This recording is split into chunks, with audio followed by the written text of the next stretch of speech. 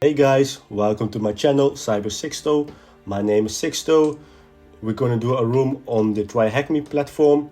If you guys got any suggestions for the next video, please let me know. We will start up with booting up the machine and we will see how it pans out. As you guys see, I'm going to do the room on my virtual machine. I hope you guys are familiar with virtual machines. If not, please let me know in the comments for maybe a video on it. But I open up the terminal and create some directories for organization. The first thing I'm going to do is a nmap scan. It basically let me see all the open ports on the machine and is a good starting point. I always do the first scan with the same flags you see on this video. While the nmap scan is running, we can check if there's an HTTP server running on the machine.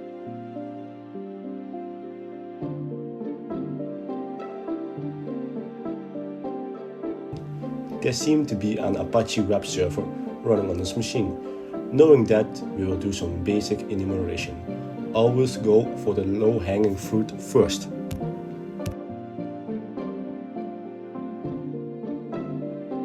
I'm looking through the source code and trying some standard directories, but all with no prevail. The video is a little sped up guys, so don't think I'm really that fast of a typer.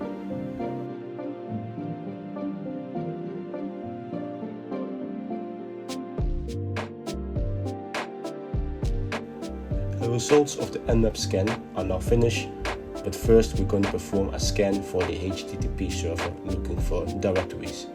Here I'm going to use GoBuster with a word list for.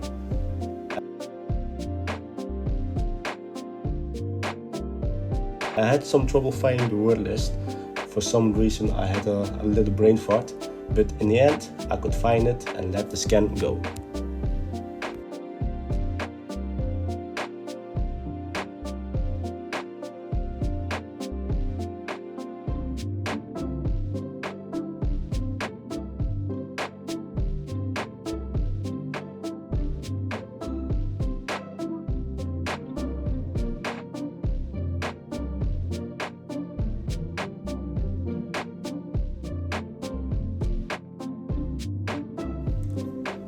I use GoBuster with the dir flag for the directory mode. I also specified the X flag for the PHP. This is because Apache is a web server that runs with PHP on the backend. While GoBuster is running, we return to the nmap results. Now we know the open ports for the first 1000 ports. Let's make a scan for all the ports. I specify the -p flag and use the -t4 for a faster scan.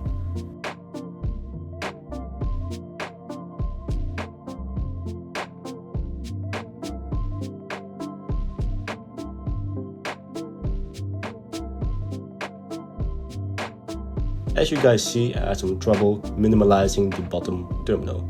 It's probably the nerves for the first video.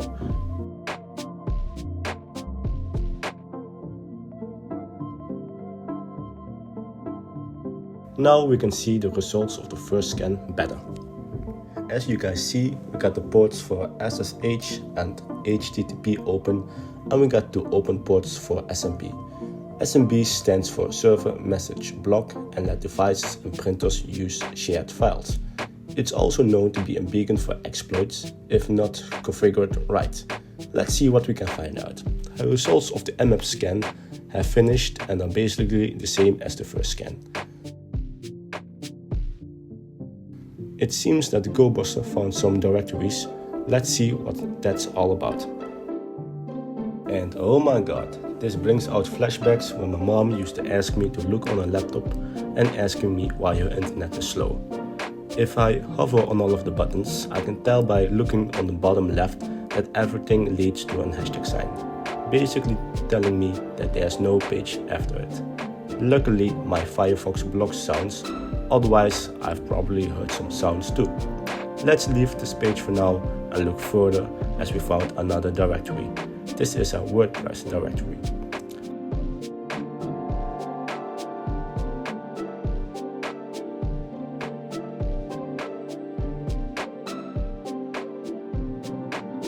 I've tried some basic enumeration, but I can't seem to remember the standard looking page for WordPress.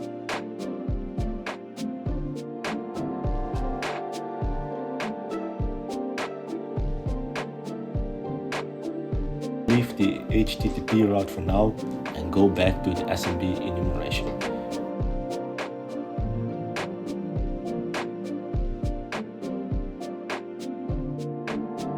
The enum for Linux scan has finished and I already see some interesting things.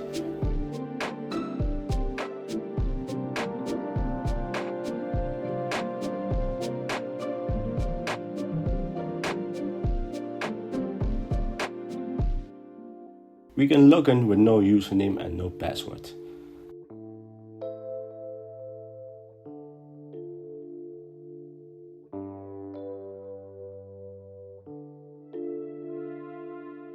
And we have found a share, it seems.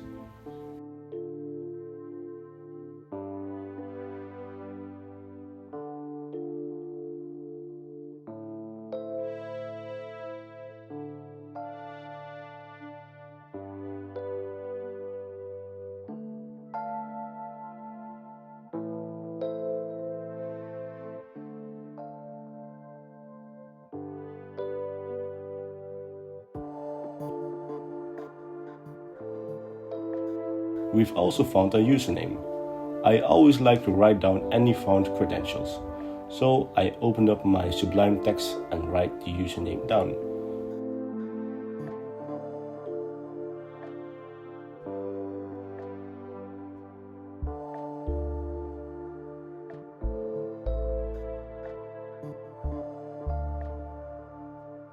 Now, let's connect to the SMB share without specifying a username or a password.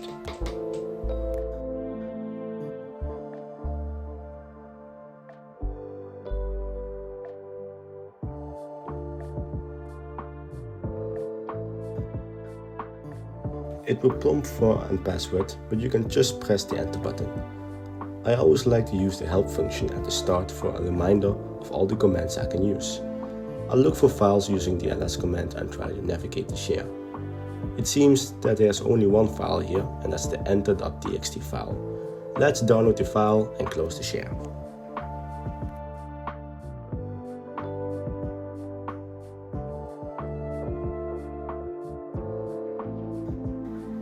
Let's see what's in the file. It seems like some notes from the user of this machine. Well, he definitely succeeded in his first go. Some notes about Sublion and his WordPress. We also see some credentials for Sublion, with a remark that it's made with some kind of magic formula. This makes me think that I can probably decode his password with CyberChef magic mode. At this point in time, I got no idea what Sublion even is, so we need to do some research on that later on. We will store the credentials for later use.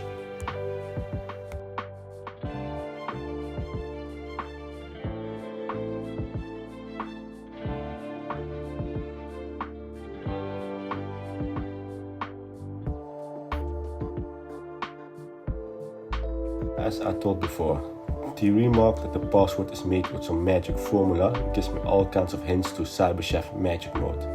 CyberChef is a resource to decode and encode strings and is a great starting point.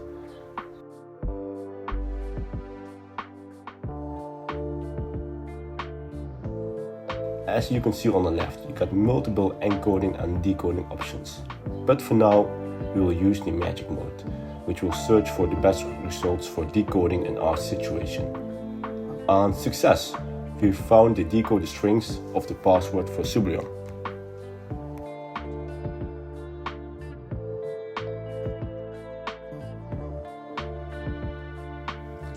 Now, I still have no clue what Sublion is, so I will do some research on it to find out what it is.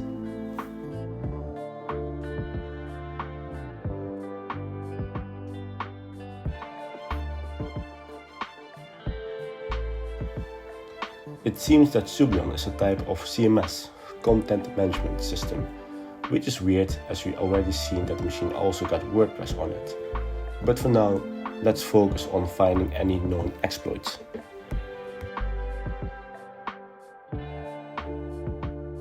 We see that there are multiple exploits known, but the one we are interested in is the file upload one.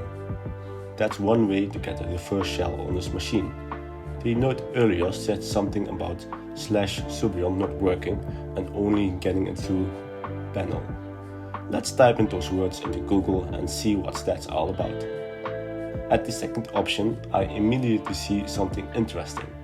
It seems like the file upload exploit we saw earlier.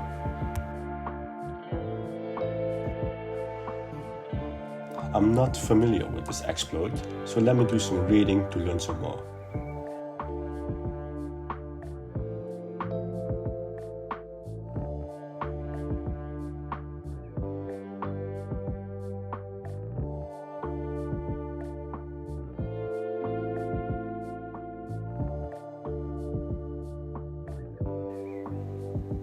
It seems that because of a misconfiguration, we can upload some PHP files with the .4 extensions. Once uploaded, we can access our file and see the result of the PHP script. Let's try it out.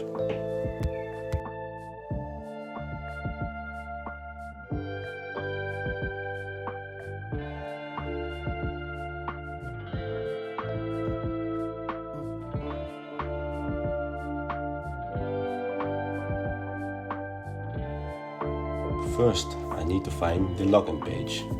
After some tweaking with the URL, I managed to find the page. And as you guys can see, it's Subion version 4.2.1, which is exactly the version number also explained in the proof of concept. Earlier, we found the credentials for Subion, so it's only a matter of copy and pasting.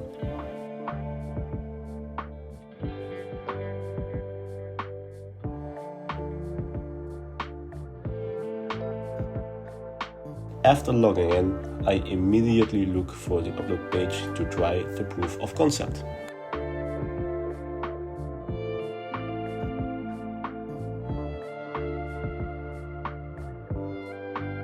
After locating the upload page, I can create a file with some PHP script in it. After making a simple proof of concept with the right extension, I will upload the file.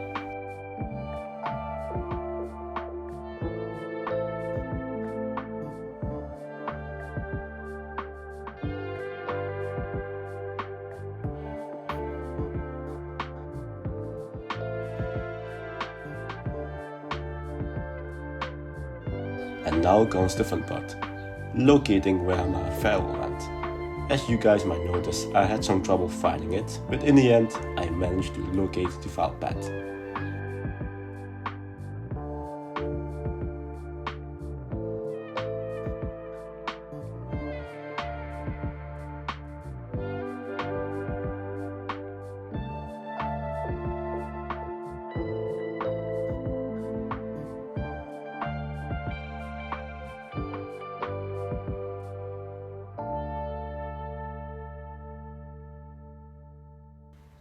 The proof of concept seems to be a success.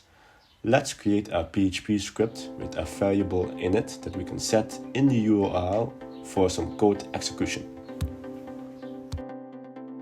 I will create the standard PHP system get line with a variable in it. This will allow me to perform code execution on the machine.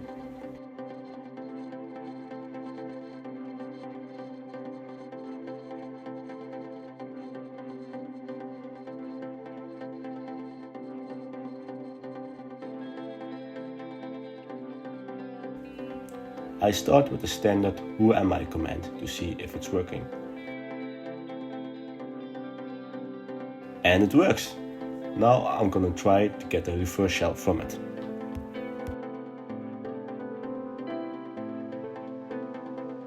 I'm looking to see if the machine got Python on it. And it does! So now I'm gonna use a Python one-liner to send a reverse shell to my machine. I use reverse shell generator to create the standard lines for a reverse shell.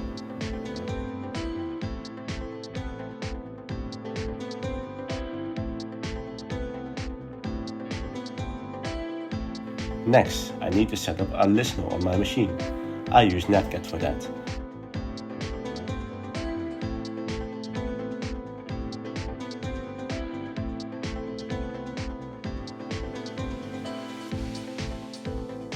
After pasting and entering the one line from the generator, you can notice that the site keeps hanging.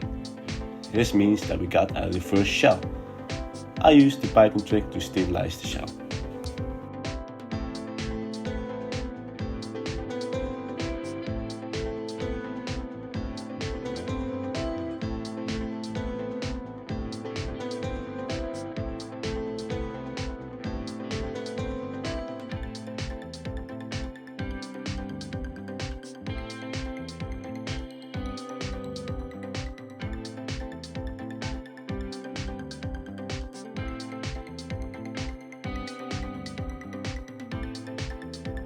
After looking around for a bit, I started to notice that nothing really stands out. I could continue with my manual enumeration, but we also have tools for that. I will upload limpage.sh on the machine to enumerate faster for privilege escalation than I can. I start a simple HTTP server with Python on my local machine.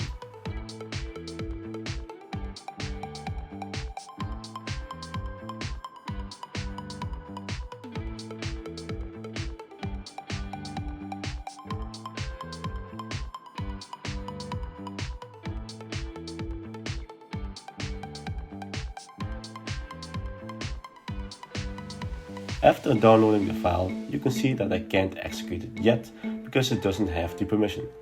Luckily, I am the owner of the file, so I can chmod it to make it executable.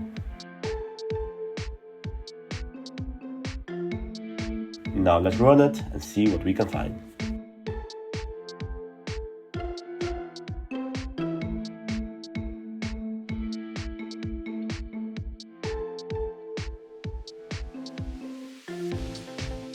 As you can see, linpiece is doing its thing. With the color markings, you can easily scout out for things to look extra for. Even though linpiece is great, it's always good to understand the ways of privilege escalation, because sometimes scripts can't find everything. I start to look for all the red markings and potentially even yellow markings. In the start you can see some kernel exploits, but I generally try to avoid those, as they remove the learning curve of the machine and have the potential to break the whole session.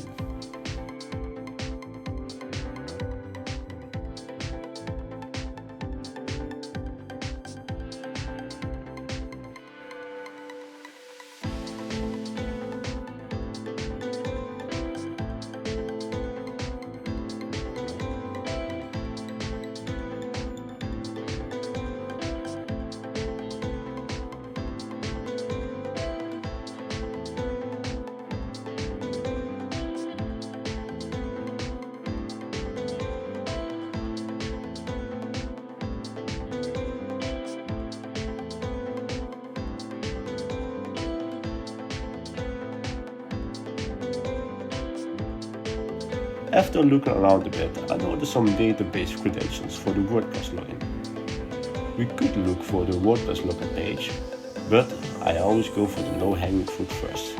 Let's test out the password with the only known user we can find.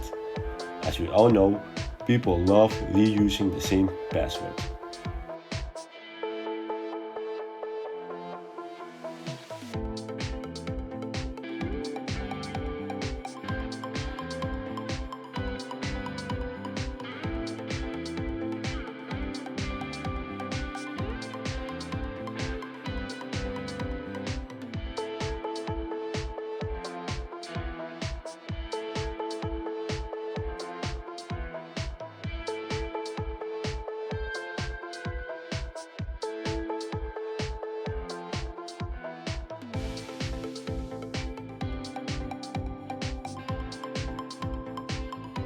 And yes, we got him.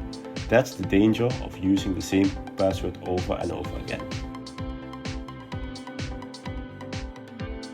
Now let's see if we can privilege escalation to the root user of this machine.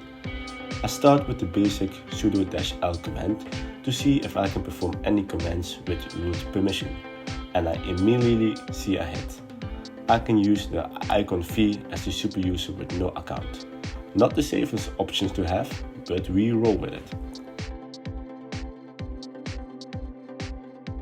I looked the binary up on GTFO-bins. GTFO-bins is a great library for binary exploitation.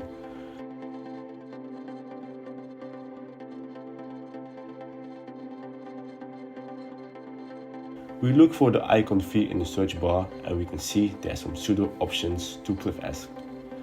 It seems that we can write and read to any file we like. Assuming this is our TryHackMe box, I can guess that the root.txt is at the root folder under the root map. So let's grab the command and see if we can exploit this machine.